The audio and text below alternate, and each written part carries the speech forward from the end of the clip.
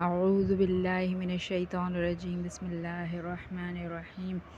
السلام علیکم سامع مستقیم ویلاگ چینل پر خوش آمدید۔ آج میں آپ کے ساتھ جو ویڈیو شیئر کرنے جا رہی ہوں وہ حضور نبی کریم صلی اللہ علیہ وآلہ وسلم کا سفر شام ہے۔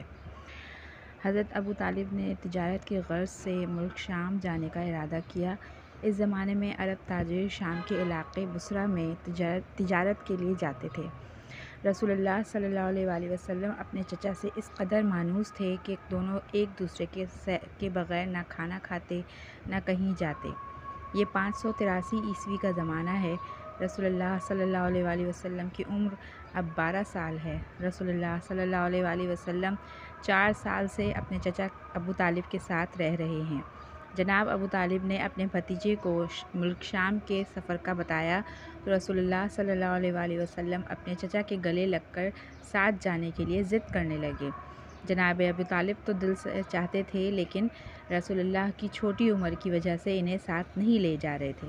مشکل اور لمبا سفر، گھر سے دوری، دوسرا ملک، جناب ابو طالب کے ذہن میں بہت سی باتیں چل رہی تھیں۔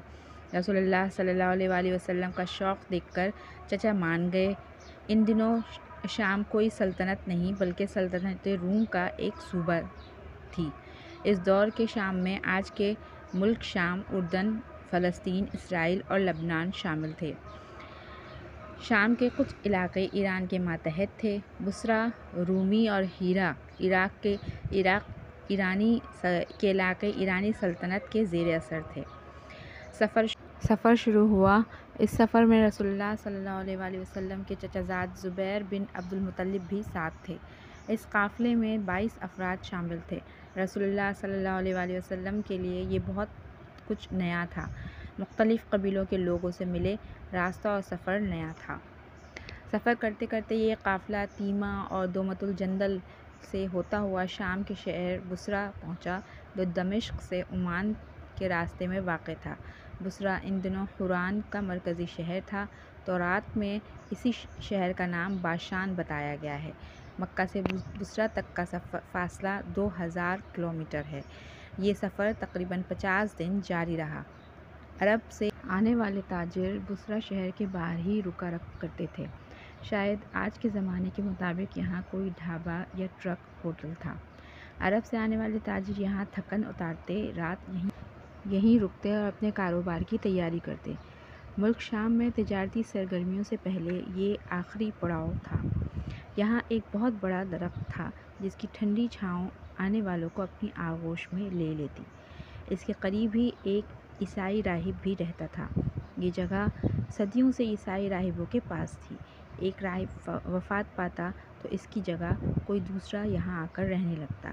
عیسائی راہبوں کے یہاں رہنے کی بنیادی وجہ یہ تھی کہ ان کے علم کے مطابق اس کائنات کے آخری نبی کو یہاں سے گزرنا ہے۔ یہاں رہنے والا راہب آنے جانے والے قافلوں کو دیکھتا رہتا اور آخری نبی کا انتظار کرتا۔ اس زمانے میں یہاں ایک راہب رہا کرتا تھا جس کا نام جرجیس، لیکن وہ بحیرہ کے نام سے مشہور تھا۔ بحیرہ سریانی زبان کا لفظ ہے۔ بحیرہ کے معنی ہیں بے حد دانش مند، علم والا۔ بحیرہ ایک مدت سے یہاں رہائش پذیر تھا۔ اس نے بے شمار عرب قافلے یہاں سے گزرتے اور ٹھہرتے دیکھے۔ اسے یقین تھا کہ آخری نبی کے آنے کا زمانہ قریب ہے، شاید وہ اپنی زندگی میں ان سے مل سکے۔ اس بار عرب تاجروں کا جو قافلہ بصرہ آیا وہ پہلے تمام قافلوں سے مختلف تھا۔ بحیرہ نے کچھ غیر معمولی چیزیں دیکھیں۔ اس کا خیال اسے مجبور کر رہا تھا کہ وہ دیکھے کہ ایسا کیوں ہے۔ بحیرہ نے عرب تاجروں سے کہا، میں آپ لوگوں کو کھانے کی ضیافت دینا چاہتا ہوں۔ آپ سب لوگ میرے مہمان بنیں۔ یہ بھی درخواست ہے کہ آپ کے قافلے میں شامل تمام لوگ آئیں۔ عرب تاجر تو مسافر تھے، انہیں اچھا لگا، دعوت قبول کر لی۔ ساتھ یہ بھی سوچ رہے تھے کہ ہم تو یہاں پہلے بھی کئی بار آ چکے لیکن راہب نے کبھی ہمیں دعوت پر نہیں بلایا۔ بحیرہ سے پہلے کسی عرب تاجر سے بات بھی نہیں کرتا تھا۔ عرب تاجر کھانا کھانے کے لیے راہب کے پاس آئے۔ بحیرہ نے سب لوگوں سے فرداً ملاقات کی مگر بحیرہ کو جس کی تلاش تھی وہ اسے نظر نہ آیا۔ جن لوگوں سے اب تک وہ مل چکا ان میں کچھ غیر معمولی نہیں تھے۔ اسے حیرت ہے کہ ایک دن پہلے جو اس نے دیکھا وہ آج کیوں نہیں ہے۔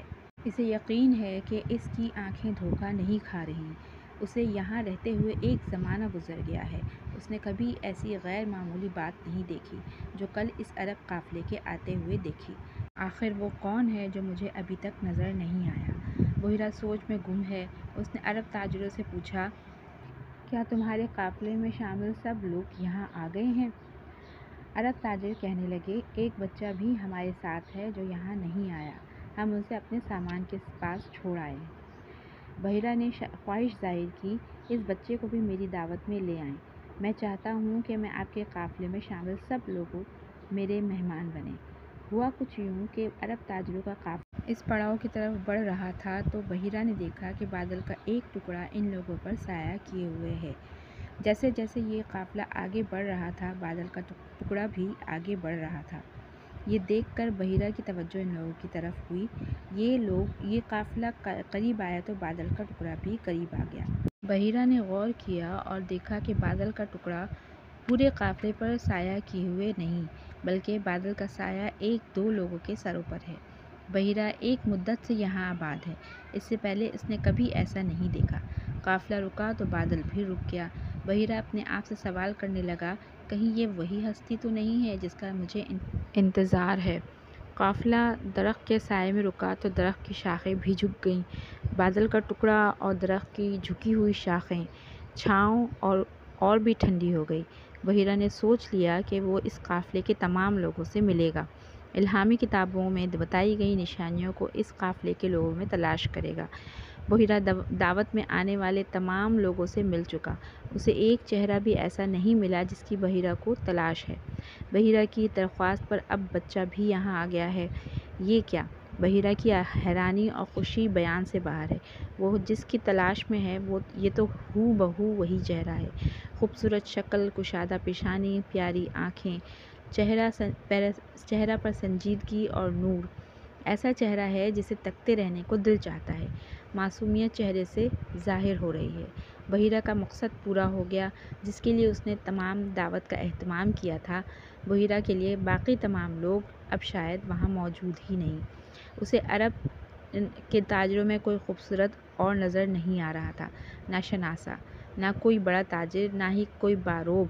اسے تو زندگی بھر کی محنت وصول ہوتی نظر آ رہی ہے۔ بحیرہ راہب اپنی خوش قسمتی پر نازاں ہے۔ اس سے پہلے کئی راہب اس ہستی کا انتظار کرتے کرتے دنیا سے چلے گئے۔ بحیرہ کی ساری توجہ اس بچے کی طرف ہے۔ بحیرہ نے رسول اللہ صلی اللہ علیہ وآلہ وسلم کو اپنے پاس بٹھا لیا اور ان کے ہاتھ اپنے ہاتھوں میں لیتے ہوئے کہا، بیٹا، تمہیں لات و عزیٰ کی قسم، میں جو کچھ تم سے پوچھوں سچ بتانا۔ بحیرہ جانتا ہے کہ عرب کے لوگ لات و عزیٰ کو خدا سمجھتے ہیں، لیکن اس کائنات کا آخری نبی بتوں پر ایمان نہیں رکھتا۔ بچے کے جواب میں بحیرہ کے لیے نبی ہونے یا نہ ہونے کی نشانی موجود ہے۔ بحیرہ نے رسول اللہ صلی اللہ علیہ وآلہ وسلم نے بحیرہ سے کہا، مجھے لات اور عزیٰ کی قسم نہ دیجیے، اللہ کی قسم، مجھے جتنی نفرت بتوں سے ہے کسی اور چیز سے نہیں۔ بحیرہ نے کہا، اچھا بیٹا، تمہیں خدا کی قسم میرے سوالوں کے سچ سچ جواب دینا۔ رسول اللہ نے کہا، جی پوچھیے، یہی صحیح جواب دوں گا۔ بحیرہ نے رسول اللہ صلی اللہ علیہ وآلہ وسلم سے ان کی زندگی، عادات، مصروفیات، نیند، خواب، شوق وغیرہ کے بارے میں سوالات پوچھے۔ کائنات اور خدا کے بارے میں بھی پوچھا۔ سوالوں کے جواب اس کی امید سے بڑھ کر تھے۔ وہ رسول اللہ صلی اللہ علیہ وآلہ وسلم کی ذہانت اور سنجیدگی سے بہت متاثر ہوا۔ بحیرہ اس خوبصورت شخصیت میں کھو گیا جو ابھی بچپن میں تھی۔ بحیرہ کے خیال میں جب نبی ہونے کی نشانیاں پوری ہو گئیں تو اس نے رسول اللہ صلی اللہ علیہ وآلہ وسلم سے کہا، میں تمہارے گردن اور کندھے دیکھنا چاہتا ہوں۔ بحیرہ نے جب رسول اللہ صلی اللہ علیہ وآلہ وسلم کے کندھوں کے درمیان نبوت کی نشانی دیکھی تو ابو طالب سے پوچھا، اس بچے سے آپ کا کیا رشتہ ہے؟ جناب ابو طالب نے کہا، یہ میرا بیٹا ہے۔ بحیرہ کی تسلی نہ ہوئی، اس کا علم اور الہامی کتابیں تو کچھ اور بتاتی ہیں۔ اس نے جناب ابو طالب سے کہا، میرا علم تو مجھے کچھ اور بتاتا ہے۔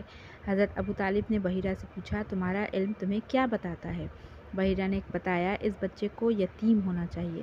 جناب ابو طالب نے بحیرہ کو بتایا، تم ٹھیک کہتے ہو، یہ میرا بھتیجا ہے اور میرا بھائی وفات پا چکا ہے۔ بحیرہ نے فوراً پوچھا، تمہارے بھائی کی وفات کب ہوئی؟ حضرت ابو طالب کہنے لگے، میرا بھائی اپنے بیٹے کے پیدا ہونے سے پہلے ہی فوت ہو گیا۔ بحیرہ کی آنکھوں کی چمک بتا رہی تھی کہ جس ہستی کے لیے وہ یہاں رہتا ہے یہ وہی ہستی ہے۔ بحیرہ نے رسول اللہ صلی اللہ علیہ وآلہ وسلم کا ماتھا چوم کر ابو طالب سے کہا، میں نے جو خوبیاں اور نشانیاں آپ کے بھتیجے میں دیکھی ہیں وہ اس کائنات کے آخری نبی کی نشانیاں ہیں۔ میں نے بادل کو اس کے سر پر سایہ کرتے اور ساتھ چلتے دیکھا۔ اس کا چہرہ وہی ہے جو ہماری الہامی کتابوں اور نبیوں نے بیان کی ہے۔ میرا مشورہ ہے کہ آپ اسے جلد سے جلد مکہ واپس لے جائیں، ایسا نہ ہو کہ یہودی اس کو پہچان لیں اور نقصان پہنچائیں۔ اگر انہوں نے وہ دیکھ لیا جو میں نے دیکھا ہے تو وہ ضرور اسے نقصان پہنچانے کی کوشش کریں گے۔ ابو طالب نے وہاں جلدی جلدی اپنے کام مکمل کیے اور رسول اللہ صلی اللہ علیہ وآلہ وسلم کو بحفاظت لے کر واپس مکہ لوٹ آئے۔ صدق اللہ العظیم۔ دیکھنے کا شکریہ اور سننے کا شکریہ۔